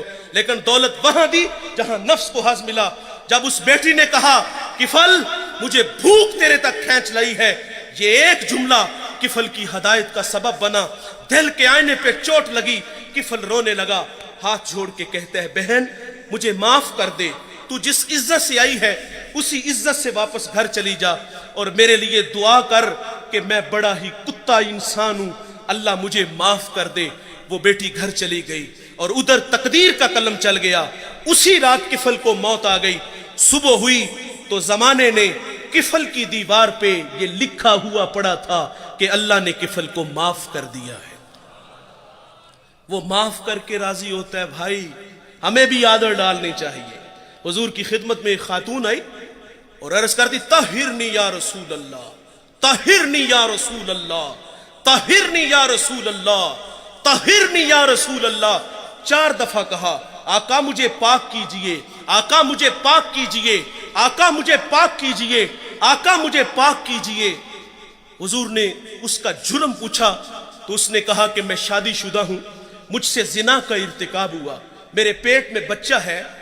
اور یہ حضور سے جب اس نے عرض کیا تو حضور فرماتے ہیں یہ گناہ تو نے کیا ہے، اس کی سزا بھی تیرے لیے ہے، اس بچے کا کوئی قصور نہیں۔ حضور نے اس کو مہلت دی، اس نے بچے کو جنم دیا، پھر 2 سال اس کو دودھ پلایا۔ 2.5 سال بعد حضور کی خدمت میں حاضر ہے، اس کو سنسار کیا گیا، پھر خود حضور نے جنازہ پڑھا۔ حضرت عمر رضی اللہ تعالیٰ عنہ عرض کرتے ہیں آقا یہ بڑی بدکار عورت تھی، تو میرے نبی فرماتے ہیں عمر اس خاتون نے ایسی سچی توبہ کی ہے، اگر اس کی توبہ کا 10واں حصہ اہل مدینہ میں بانٹ دیا جائے تو اللہ تعالیٰ سب کی مغفرت فرما دے۔ لیکن ہمارا حال کیا ہے؟ اگر غلطی ہو جائے تو ہم معافی نہیں کرتے۔ یار مثال کے طور پہ بندہ گناہ چھوڑ کے مسجد میں ہی آنا ہے نا اس نے، تو ہم کہتے ہیں لو 100 چوہے کھا کے بلی حج نو چلی، اور پائی تینوں مسجد اراکی نے وہایا، اسی اللہ نے جس اللہ نے تمہیں دکھایا ہے۔ کبھی ہم کہتے چور چوری چھوڑ دیتا ہے، ہیرا پھیری نہیں چھوڑتا، جوتے چرانے آئے ہو۔ وہ یار وہ آ گیا ہے، مسجد کی آبادی کا سبب بنا ہے، ہمیں خوش ہونا چاہیے تھا۔ میں شکر گڑھ باؤنڈری پہ ایک گاؤں میں حاضر ہوا تو وہاں جو محلے کی مسجد تھی نا، وہاں نماز تو بڑی دور کی بات ہے، اذان پڑھنے کے لیے کوئی بندہ نہیں ملتا تھا۔ یہ مسجدوں کی حالتیں ہیں۔ اقبال جب اندلس گیا، قرطبہ مسجد جس کے 1400 ستون ہیں، اسے اجڑا دیکھا تو اقبال وہاں پھوٹ پھوٹ کے رویا تھا کہ رو رہی ہے آج ایک ٹوٹی ہوئی مینا اسے، کل تلک جس ساکی کے گردش میں پیمانے رہے، خیر تو ساکی سہی مگر پلائے گا کسے، اب نہ میں کش باقی رہے نہ میں خانے رہے۔ اقبال کہتا ہے واعظ قوم کی وہ پختہ خیالی نہ رہی، برق طبعی نہ رہی، شعلہ مکالی نہ رہی، رہ گئی رسم اذاں روح بلالی نہ رہی، فلسفہ رہ گیا تلقین غزالی نہ رہی، اور مسجد مرثیہ خواہ ہے کہ نمازی نہ رہے، یعنی صاحب اوصاف وہ حجازی نہ رہے۔ اللہ کے گھر تو ویران ہے، اگر کسی کی پیشانی میں سجدوں کا نور ٹپک رہا ہے، وہ اللہ کے گھر میں حاضر ہے، ہمیں تو خوش ہونا چاہیے تھا، لیکن ہم شرمندہ کرتے ہیں۔ جب اللہ معاف کر دیتا ہے تو ہمیں بھی عادت ڈالنی چاہیے۔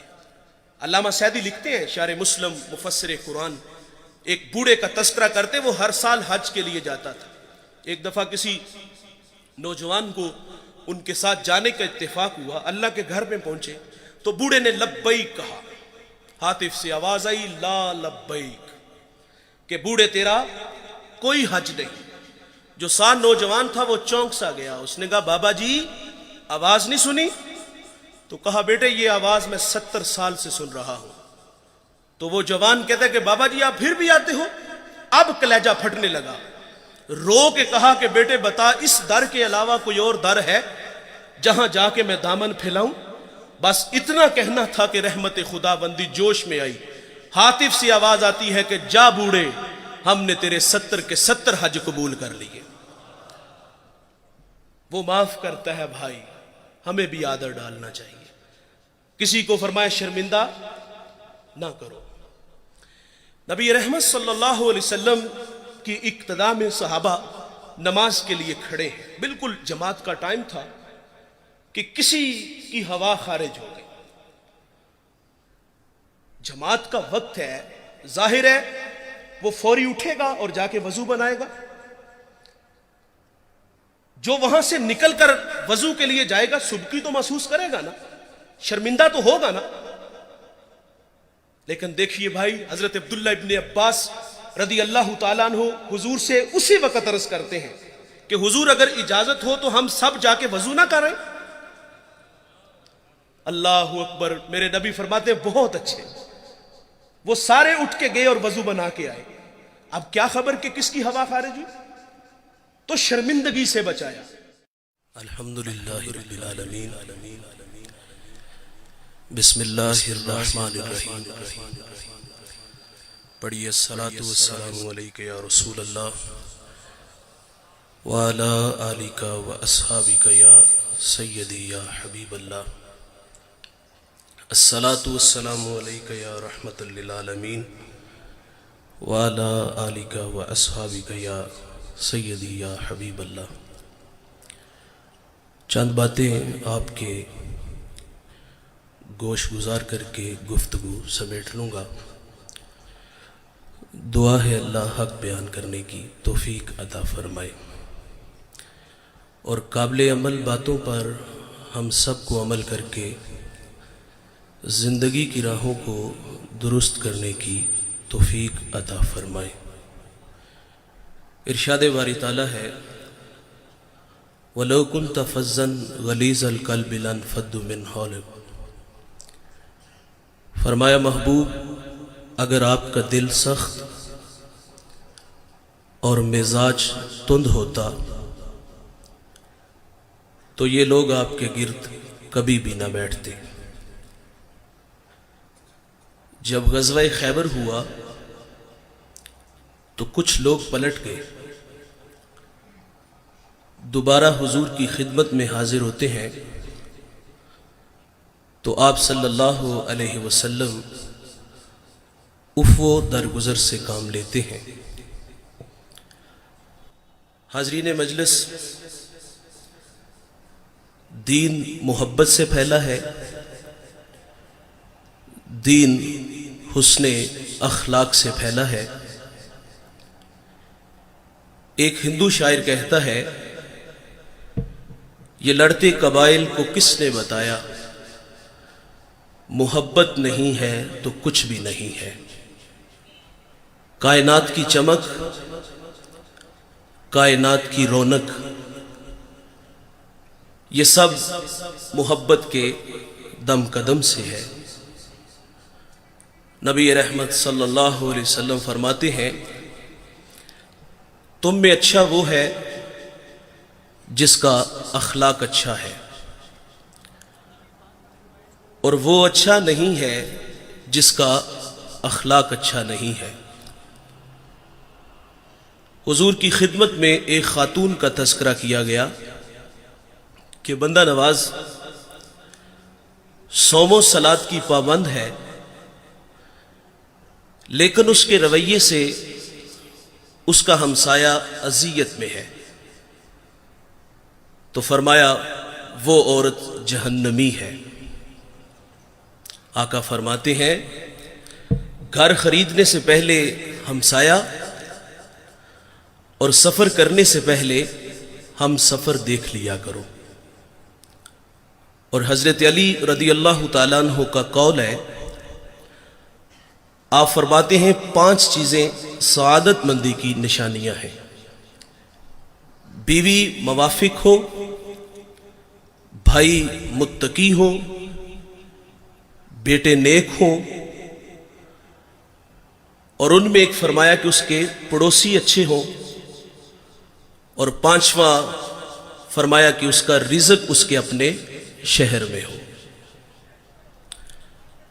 ہمسایہ دیوار کا ہے یا سرحد کا، اگر ہمسائے اچھے میسر نہ آئے تو زندگی عذاب ہو جاتی ہے، اور اگر کسی کو اچھے ہمسائے مل جائیں تو یہ بہت بڑی دولت ہے۔ ابو حمزہ ایک بہت بڑے محدث گزرے ہیں، اور ان کے بارے میں مشہور تھا، لوگ کہتے تھے کہ یہ نشہ بیچتے ہیں۔ وہ کوئی منشیات کا کام نہیں کرتے تھے، بلکہ جب وہ حدیث رسول بیان کرتے تو لوگوں پہ نشہ طاری ہو جاتا تھا۔ ابو حمزہ کا ہمسایہ اس کو بامر مجبوری مکان فروخت کرنا پڑا، اور اس نے باہر لکھ کے لگا دیا مکان برائے فروخت، اور نیچے اس کی قیمت بھی لکھ دی، 2000 میرے مکان کی قیمت ہے، اور مزید لکھا کہ 2000 ابو حمزہ کی ہمسائیگی کا بھی لوں گا۔ تو لوگوں کی ایک لمبی لائن لگ گئی تھی 4000 دینار دینے کے لیے، اور جب ابو حمزہ کو پتا چلا کہ میرا ہمسایہ مکان بیچ کر کے یہاں سے جا رہا ہے، تو آپ نے خادم کو 4000 دینار دیے اور فرمایا جلدی جاؤ اور یہ میرے ہمسائے کو دے آؤ، اور اسے کہنا کہ یہ تو ویسے ہی رکھ لے لیکن مجھے چھوڑ کے نہ جانا۔ اچھا ہمسایہ بہت بڑی دولت ہے۔ حضور کی خدمت میں خاتون کا تذکرہ ہے، نمازیں بھی پڑھتی ہے، روزے بھی رکھتی ہے، لیکن زبان کا زہر کوبرا سانپ سے بھی زیادہ زہریلا ہے، تو فرمایا جہنمی ہے۔ اسی طرح ایک اور عورت کا تذکرہ ہوا، معمول کی نمازیں ہیں، معمول کے روزے ہیں، لیکن اس کے رویے سے اس کا ہمسایہ خوش ہے، تو میرے نبی فرماتے ہیں وہ عورت جنتی ہے۔ جنت کا معیار کیا ہے؟ میٹھے بول، اچھے اخلاق۔ امام منذری الترغیب والترہیب میں ایک روایت لائے ہیں، یہ 6 صدی کے محدث ہیں، حدیث کی معتبر کتاب ہے۔ حضور کی خدمت میں ایک جوان حاضر ہوا جس کا نام نامی اسم گرامی جابر بن سلیم تھا۔ حضور سے پہلی ملاقات تھی، اور اللہ نے اپنے محبوب کو یہ کمال بخشا تھا کہ آپ پہلی ہی ملاقات میں اپنا بنا لیتے تھے۔ ان کے بول بہاروں جیسے اور اصحاب ستاروں جیسے، مٹھیاں مٹھیاں بولیاں مدنی ڈول دیاں، کنا دے وچ رہندیاں مشری گول دیاں۔ میٹھی میٹھی باتیں سنی من میں اتر گئی، ایمان نصیب ہوا۔ جانے لگے تو حضور سے عرض کرتے ہیں آقا میرے دامن میں کچھ حکمت کے موتی ڈال دیجئے، جو ابھی ابھی ایمان لایا ہے اس کو حضور نبی رحمت صلی اللہ علیہ وسلم نے پہلی نصیحت کیا فرمائی؟ نماز پڑھا کرو، روزے رکھو، حج کے لیے نکلو، مال کے نصاب ہو تو زکوٰۃ دو۔ جو ابھی ابھی ایمان لایا ہے اس کو سب سے پہلی نصیحت یہ ارشاد فرمائی، لا تسبن احدا، فرمایا جابر کسی کو گالی نہ دینا، اس کو اخلاق سکھائے۔ اور آپ فرماتے پھر میں نے ساری زندگی کسی جانور کو بھی گالی نہیں دی۔ ہمارے بچے بولنا سیکھتے ہیں تو گالیاں سیکھتے ہیں۔ ہمارے گھر کا ماحول ایسا ہے، والد بچوں کو گالیاں دیتا ہے، اور وہ بچپن میں سیکھی گالیاں کل بڑے ہو کر وہ والد کو بھی گالی دیتا ہے۔ فرمایا کسی کو گالی نہ دینا، اور میرے نبی کا فرمان ہے مرغے کو گالی نہ دو۔ کیوں؟ فرمایا اس لیے کہ وہ تمہیں نماز کے لیے اٹھاتا ہے۔ یہاں رک کر کے ایک جملہ عرض کروں گا، فرمایا مرغے کو گالی نہ دو، وہ تمہیں نماز کے لیے اٹھاتا ہے۔ آج لوگ علماء کو گالیاں دیتے ہیں، جو لوگوں کو دین سکھاتے ہیں، جنہیں استنجا کرنے کا بھی پتہ نہیں نہ ہوتا، جو منہ میں آتا ہے وہ کہہ دیتا ہے۔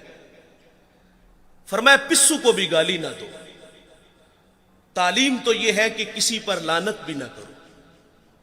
سیدنا صدیق اکبر رضی اللہ تعالیٰ عنہ فرماتے ہیں، ایک دن مجھے غلام پہ غصہ آ گیا اور میں نے اس پہ لعنت کر دی، تو نبی رحمت صلی اللہ علیہ وسلم فرماتے لعینا وصدیقینا کلا ورب الکعبہ، صدیق بھی ہو اور لعنت بھی کرے، رب کعبہ کی قسم ایسا ہرگز نہیں ہو سکتا۔ تو آپ جی ہی جی میں شرمسار ہوئے اور اس غلام کو آپ نے کفارے کے طور پہ آزاد کر دیا۔ جابر کو حضور نے پہلی نصیحت فرمائی کہ کسی کو گالی نہ دینا۔ دوسری نصیحت فرمائی کہ جابر نیکی کو حقیر نہ جاننا۔ ہم لوگ گزر جاتے ہیں اس خیال سے کہ بھلا اس کا اجر کیا ہوگا۔ رحمت حق بہانہ می جوید، اللہ کی رحمت بندے کو بخشنے کے بہانے ڈھونڈتی ہے۔ ایک بہت بڑے محدث دنیا سے گئے، کسی کو خواب میں ملے تو پوچھا سنائے صاحب کیسے ہیں؟ کہا جنت کا باغ ہے قبر، آسودہ ہوں۔ تو اس نے عرض کی کہ آپ کا کون سا عمل آپ کی بخشش کا سبب بنا؟ تو کہا ایک چھوٹا سا عمل۔ کہا وہ کیا؟ انہوں نے بتایا کہ میں ایک دفعہ حدیث لکھنے بیٹھا، سیاہی میں قلم ڈبویا، باہر نکالا، لکھنے لگا کہ اس پہ ایک مکھی آ کے بیٹھ گئی۔ فرماتے میں نے اس خیال سے قلم کو روک لیا کہ یہ مخلوق خدا ہے، پیٹ کی پیاس بجھا لے میں پھر لکھ لوں گا۔ کہتے ہیں اللہ کو میری یہ ادا پسند آئی اور اللہ نے میری مغفرت فرما دی۔ جابر کو حضور نے ایک اور نصیحت فرمائی کہ جابر بن سلیم جس سے بھی ملو تو خندہ پیشانی سے ملو۔ ہم سٹیٹس کو باہر رکھتے ہیں، مذہبی لوگ ہیں ہم، غریب آدمی ٹائم لینے آ جائے تو ہم ٹائم بھی نہیں دیتے، کوئی مسئلہ پوچھنے آ جائے تو ہم مسئلہ بھی نہیں بتاتے۔ انتہائی معذرت سے کہوں گا، ایک بندہ ڈسٹرکٹ منڈی بہاولدین سے چلا ہے، ایک کراچی سے چلا ہے، ایک پنڈی سے ہی چلا ہے، وہ لمبا سفر کر کے ہمارے پاس آیا ہے اور اس کی حیثیت کو دیکھ کر تسبیح دے کے مسجد کی نکر میں بٹھا دیا جائے کہ یہاں بیٹھ کے وظیفہ کرو۔ دیکھیے ہم جب کسی کے ہاتھوں میں ہاتھ دیتے ہیں تو وظائف کی کوئی کمی نہیں ہوتی، 1.25 لاکھ مرتبہ پہلا کلمہ پڑھنا ہے، درود پڑھنا ہے، استغفار پڑھنا ہے۔ ایک وظیفہ ختم ہوتا ہے تو دوسرا ملتا ہے، وظائف کی تو کمی نہیں۔ وہ تو کوئی کندھا تلاش کرنے آیا تھا کہ جہاں سر رکھ کے وہ روئے، وہ من کا کوئی دکھڑا کہنے آیا تھا، لیکن اس کو نظر انداز کیوں کیا گیا کہ اس کے پاس صرف آنے جانے کا کرایہ ہے۔ وہ واصف علی واصف کہتے ہیں تسلیم کے بعد تحقیق گمراہی ہوتی ہے۔ اس نے تو دل سے اپنا کہا تھا اور وہ جو ہے وہ عقیدت میں بیٹھ کے وظیفے میں مشغول ہے، لیکن اچانک اس نے اپنی آنکھوں سے ایک منظر دیکھا کہ ایک کلف لگے کپڑوں میں آیا اور اس کے آگے پیچھے خدام ہے، اور وہ سیدھا حجرے میں چلا گیا اور اندر سے آواز سنتا ہے کہ آپ کسی کے ہاں پیغام بیچ دیتے تو میں خود ہی آ جاتا۔ بتائیے اگر یہ رویے ہمارے ہوئے تو لوگوں کو دین کہاں سے ملے گا؟ اور جو باہر بیٹھ کے وظیفے میں مشغول تھا، اس کے دل پہ جو نشتر اور تیر چلے اس کا مداوع کس نے کرنا تھا؟ جس سے بھی ملو تو خندہ پیشانی سے ملو۔ آپ اپنے ملازم سے اس طرح بات کیا کرو جس طرح اپنے بیٹے سے بات کرتے ہو۔ میرے کریم آقا صلی اللہ علیہ وسلم عید کے دن عیدگاہ کی طرف تشریف لے کے جا رہے ہیں، سریرا کھلا میدان آیا، بچے عید کی خوشیوں میں مسرور تھے، لیکن ایک جانب عجیب تماشا تھا۔ ایک بچہ ہے، تن پہ جو پیرہن ہے وہ پھٹا ہوا ہے، آنکھیں نمناک ہیں۔ حضور گزرے کہ اس بچے کو دیکھا تو قدم رک گئے اور فرمایا بیٹے آپ کیوں رو رہے ہو؟ شاید کہ وہ حضور کو پہچان نہ سکا۔ عرض کرتا ہے کہ فلاں غزوے میں میرے والد حضور کے ساتھ تھے کہ شہید ہو گئے، میں یتیم ہو گیا، मां बेवा हो गई, मां ने दूसरा निकाह कर लिया, सुतेले बाप ने मेरे माल पे कब्जा कर लिया और मुझे धक्के दे के घर से निकाल दिया। तो आका फरमाते हैं, बेटे क्या तू इस बात पे राजी नहीं कि मोहम्मद तेरे बाप लगे, आयशा तेरी मां लगे, फातिमा तेरी बहन लगे, अली तेरे चचा लगे और हसन हुसैन तेरे भाई लगे। वो बच्चा कहता है, अगर ये सारे रिश्ते मेरे हैं तो मुझे और चाहिए भी क्या।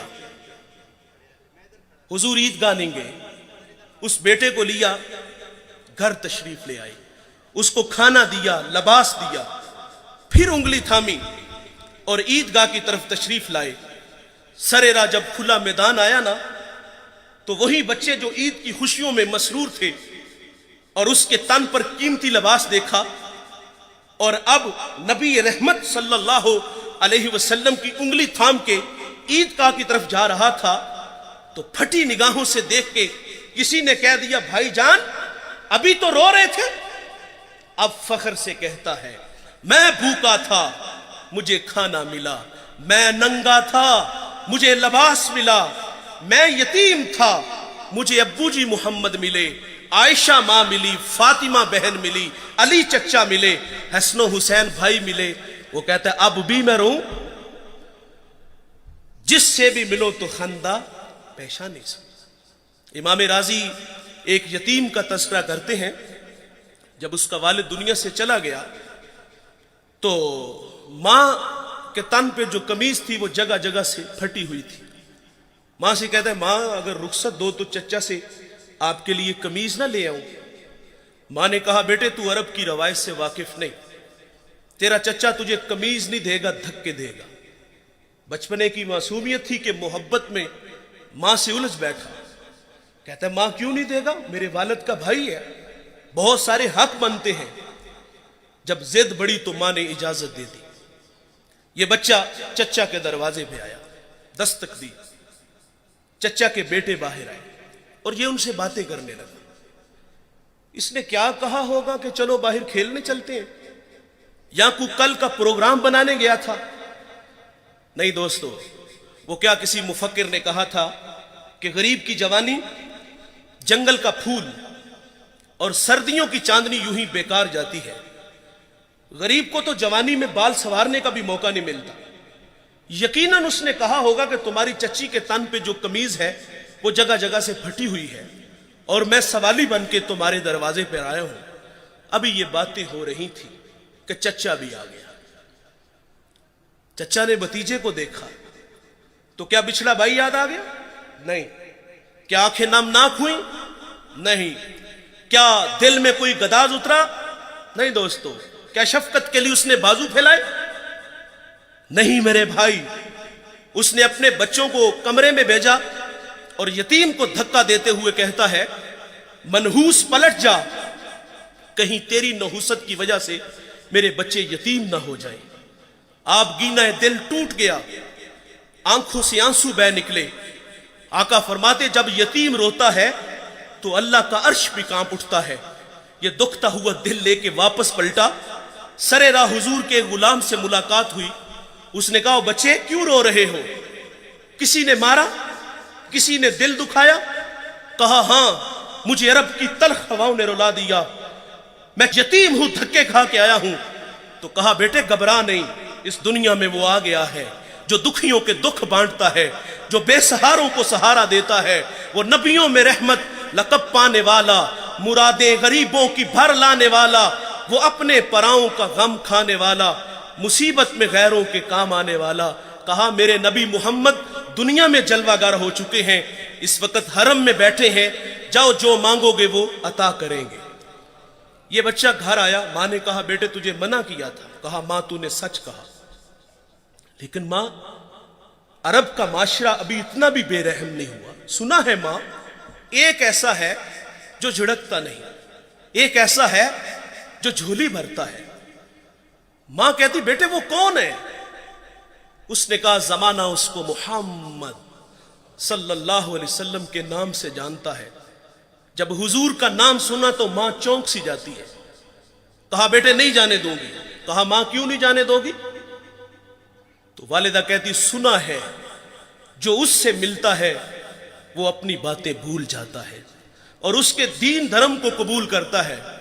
اس نے کہا ماں میں نے قمیض لینی ہے، دے دیں گے ٹھیک، نہیں تو لوٹ آؤں گا. یہ بچہ حضور کی خدمت میں حاضر ہوا.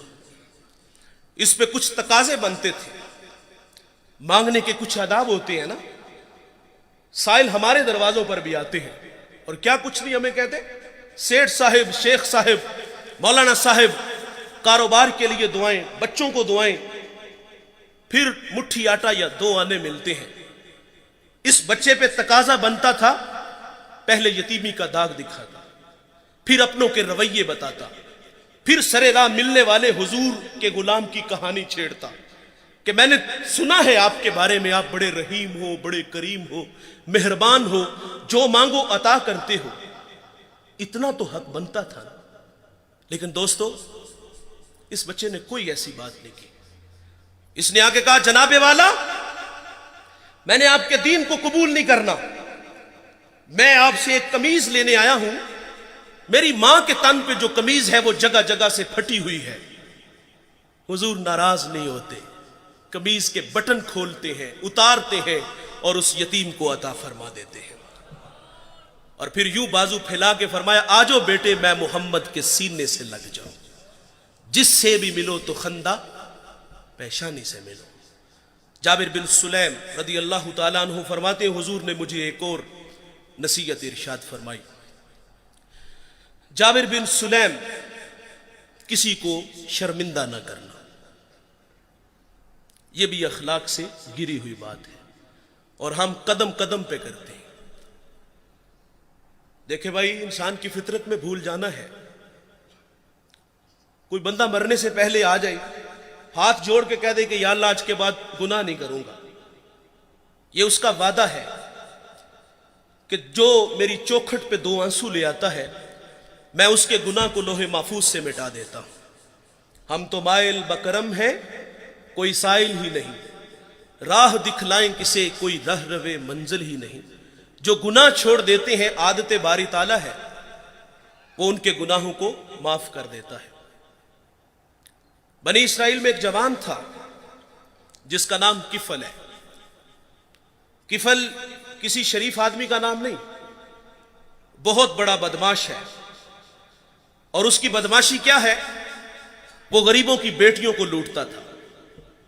ایک دفعہ اس نے 60 دینار میں کسی مجبور بیٹی کو خریدا، خلوت میں اس کے پاس گیا، دیکھا تو وہ رو رہی تھی. کفل سمجھتا تھا کہ میرے پہلو میں آنے والی ہر بیٹی بے غیرت ہوتی ہے، لیکن یہاں برستے آنسو دیکھے تو قدم رک گئے. سوال کرتے کہ کیوں رو رہی ہو؟